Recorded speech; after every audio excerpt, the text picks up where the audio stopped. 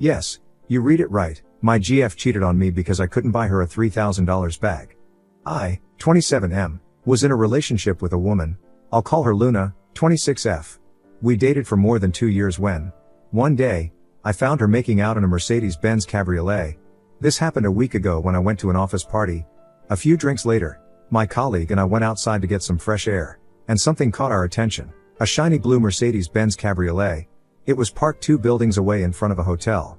We thought it was just parked and no one was in there, so we casually went towards it to admire its beauty closely. As we moved closer to the car to admire her beauty, we noticed someone was in there. The car was shaking weirdly. Then we realized that a couple was making out inside it. My colleague and I stopped there and burst out in laughter that we were about to disturb someone in their private moment. We stood there for a smoke, and next, what I saw gave me chills. A woman came outside of that car, fixing her hair while teasing the man with her, and they both headed inside the hotel while handing over the keys to the valet. That woman was my girlfriend, Luna, who was making out with the guy in the Benz. My amusement turned into agony. My colleague knew Luna and was surprised to see her walking inside a hotel, hand in hand with a man. I didn't know that guy, I had never seen him. I know I have suddenly jumped into the topic without giving any context. I'm a sales executive in an MNC. Luna and I were colleagues when I was working as a part-time cashier at a supermarket. Luna was the store assistant. We became friends, but nothing panned out at that time. I was in college and was too busy to get into a relationship. Luna also never showed any interest in me. Luna dropped out of college to support her family. She has been working 2 jobs since the age of 19, and I respect her dedication. A year ago, I bumped into her at the same supermarket where we used to work. She was promoted to floor supervisor by then. We had met after 5 years and like old friends we went for a coffee. I asked her if she was dating someone, and she said no. She gestured at me as if I was asking her out. I was single and said I didn't mind taking her out. We exchanged our numbers, and the following weekend, we went for a drink. Gradually, we started dating, and it's been more than 2 years since we have been together. During our relationship, I used to suggest she complete her college because the absence of one was blocking her career from growing. She said she could not afford a college education since she had to look after her parents.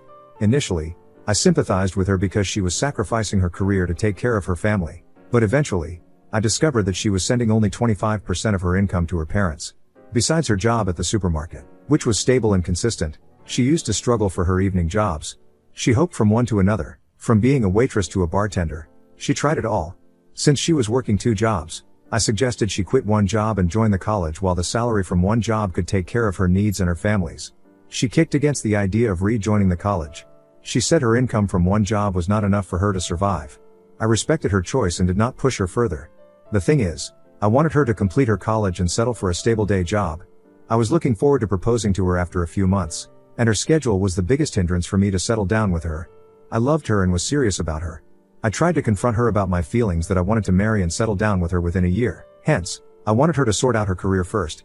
She shrugged off by saying that marriage and career are 2 different things. She also wanted to marry me in a year or so, but she liked her hustling career. She said she could not sign up for a monotonous day job. She considered that to be boring. For some reason, her job hopping stuff brought a thrill to her life. I don't know if that was a red flag or not, but I clearly missed reading that signal.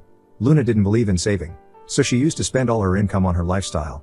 Like any other woman, she had a keen interest in branded clothes, bags, and sandals.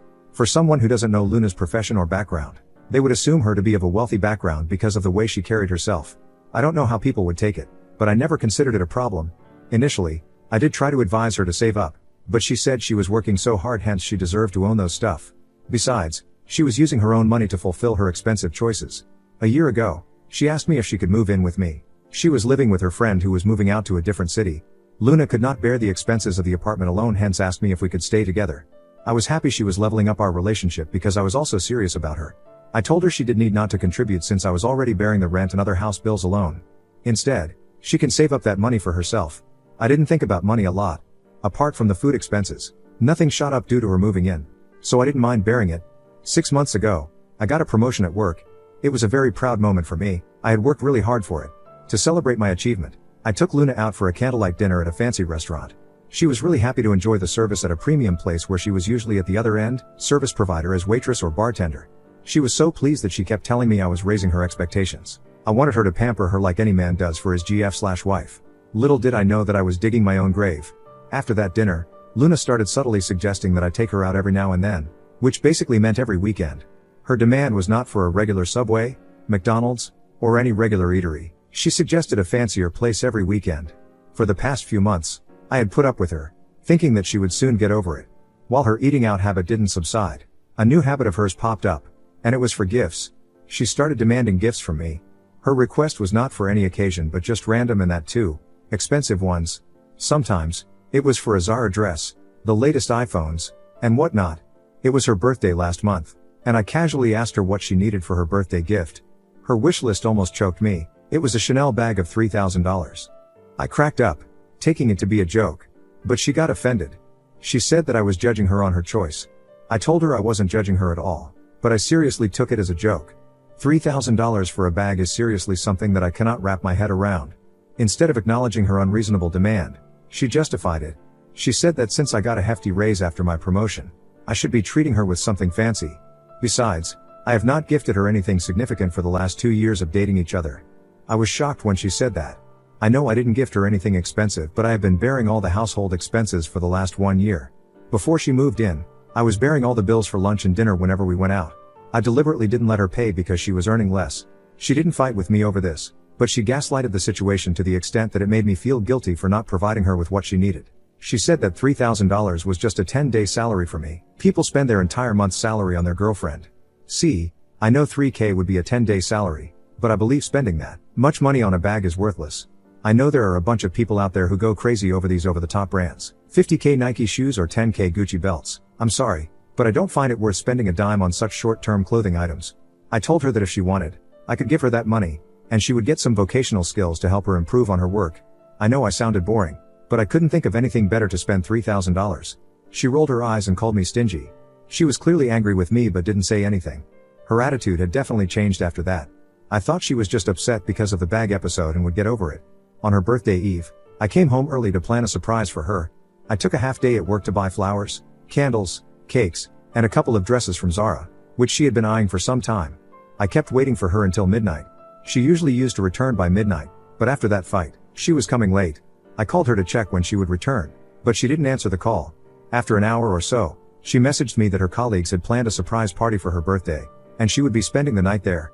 I was utterly disappointed because I had also planned for the surprise and spent the entire evening preparing for it. However, I couldn't blame her because she didn't know about my plan. But somehow I didn't like that she spent her birthday night with her friends. I mean, she could have invited me to that party, but she didn't. I was so upset and tired that I dozed off on the couch. I woke up in the morning when Luna arrived drunk from her party. She was happy to see that I had also planned something in the house. She cuddled me and apologized for ditching me all night. I told her that I had taken an off on her birthday so that we could enjoy the day together. She didn't really like the plan. She said she had to go to work as she had not taken a leave. I told her to call in sick at work, but she denied it. I really got upset at this because I had planned so much and was so excited to spend quality time with her. She ignored my request and went ahead with her schedule of showering, getting dressed up, and leaving for work. I couldn't fight with her because it was her birthday, so I let her be. I hugged her while she was leaving and asked her if she could stay back, but she said she was not in for a boring day on her birthday. I got confused and asked her what she meant. She said that she doesn't want to spend her birthday sitting at home and drinking wine. She is an outgoing person and would like to spend her birthday outside. I suggested that we go out to a resort or for a day trip nearby. Her response was, "My work day sounds cooler than your plan." I lost my patience by this and let her go. I was utterly frustrated by her attitude but let it pass. I took it upon myself that I should have planned something better, knowing that Luna was an extrovert party person. Instead of just planning something for the two of us, I should have planned for a birthday bash or something. The next few days, I tried to cheer her up by promising that on her next birthday, I would really do something that would delight her. She said her standard of delight is nothing less than a Hawaii trip. I didn't say anything, just curled my lips and smiled. For someone who has never been outside the state to speak of such a standard, it is actually a red flag, and this time, I read it. I started noticing her closely and realized that something was definitely off. While all these were going on, coincidentally, last week, I saw her making out in that luxurious car and then entering a 5-star hotel with a man. Seeing them going inside, I just couldn't help but rush inside the hotel to follow them. My colleague stopped me, saying that I would be thrown out of the lobby if I did something shady like this. I have to be careful and alert. My colleague requested that we go back to our office party, but I was not in the mood to go to the party. I just stood in front of the hotel, waiting for them to come out. After a while, my friend insisted that we leave because it could be possible that they were spending the night together, and we could not stand there for the whole night. So, he drove me back home. I was so distraught that I was not able to breathe. I packed all her stuff and dumped it outside the apartment. I don't know when did I sleep. I woke up to a loud shrieking voice of Luna asking me about her packed stuff. I told her that she could go back to her rich boyfriend with whom she was f***ing around last night. Her response was, "Oh, so you know it. Great." It drove me insane. I yelled at her and asked when all these were going on. She said that there was no point in being dramatic. She had to hunt for these rich men because I was a miser and could not afford to buy her a Chanel bag. Her eyes were cold and unremorseful. She took her stuff and left. It's so shallow and unbelievable that people can stoop so low just for the sake of money. I don't know what I'm going to do now, but surely I won't let that woman walk over me. Update. Hi all. It's been more than 6 months since my original post. I didn't make an update earlier because there was nothing worth updating. I know I closed my last post saying that I would definitely avenge the cheating. But life got the better of me.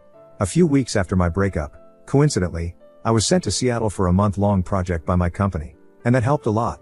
The change in scenery helped me move on quite fast.